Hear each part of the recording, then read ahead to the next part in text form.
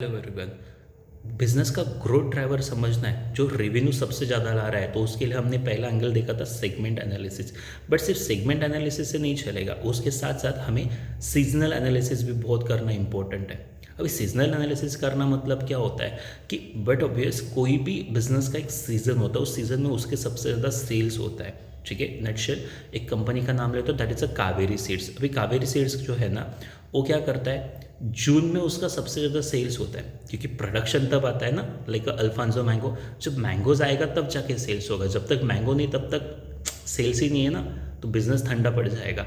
Same same same कुछ clothes भी होते हैं, जैसे विलन क्लोथ्स विंटर में क्या होगा, उसका सेल्स ज़्यादा होगा। तो ऐसी कंपनी बहुत ज़्यादा इंपॉर्टेंट है जिसका सेल्स विंटर में ज़्यादा हो रहा है। ठीक है, तो बिजनेस का सिर्फ सेगमेंट जान के ज़्यादा सेगमेंट जान के हमें ज़्यादा से ज़्यादा सेगमेंट इंपॉर्टेंट नहीं होता है, बट सेगमेंट के साथ साथ along with segment season is also important. तो सीजनल एनालिसिस करना इम्पॉर्टेंट है। हाँ, फिर से बताता हूँ, देखो धंधा जो है वो बिजनेस है, वो क्या सिर्फ सीजन में सेल्स नहीं करेगा, सिर्फ सीजन में सेल्स नहीं करेगा, सीजन के साथ साथ over the period of time वो साल भर काम करता रहता है। लेकिन क्या होगा इफ़ वो ऑफ सीजन में सेल्स क्या होगा, डाउन होगा ना।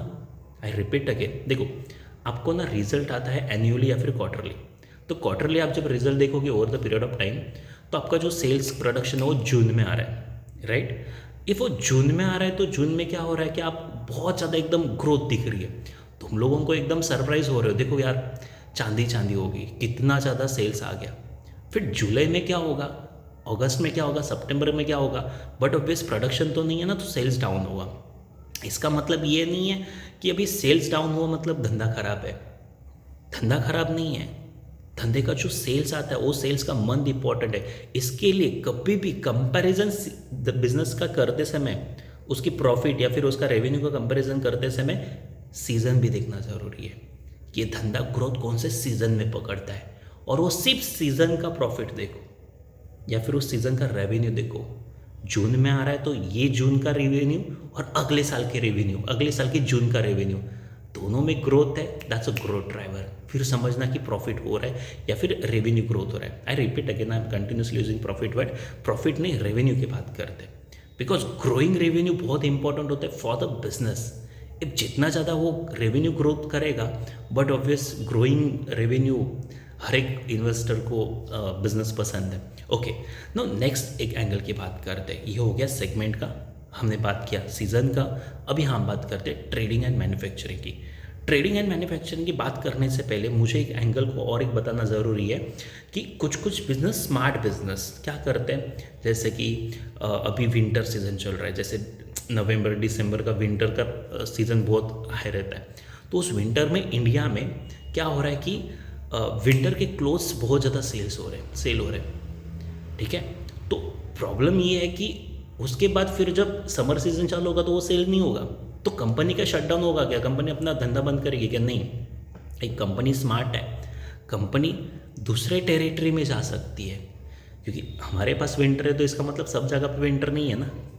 ठीक है, तो जहाँ पे सीज़न चेंज होता है, जहाँ पे वो सीज़न चल रहा है वहाँ पे वो बेच सकती है, वहाँ पे वो सेल ज़्यादा कर सकती है। बट ऑब्वियस तो धंधे को एक जगह पे स्टक मत रखो। इफ़ यहाँ पे नहीं है ना, यहाँ पे वो सीज़न बंद है तो दूसरी जगह पे, तो प्रॉब्लम क्या होगा, जो जून टू जून वाला सिचुएशन था, याद है, कनेक्ट कर रहे हो कि सिर्फ और सिर्फ जून में ही सेल्स ग्रो हो रहा था, अभी रिमेनिंग जो मंथ है उसमें भी ग्रो होगा। बस ये जानना पड़ेगा कि कौन सी टेरिटरी में वो प्रोडक्ट बिक सकता है। ये थोड़ा सा बिजनेस को एनालाइज करना इंपॉर्टेंट है। ओके, सो मूविंग एक नेक्स्ट इंपॉर्टेंट पार्ट के ऊपर जाते हैं। हमने सेगमेंट देखा था, सेगमेंट देखा था और सीजन देखा था। अभी बात करते हैं ट्रेडिंग एंड मैन्युफैक्चरिंग की। Now important part is that कि ट्रेडिंग क्या होता है और मैन्युफैक्चरिंग क्या होता है।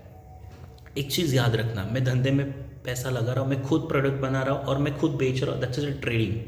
But manufacturing, I am so sorry,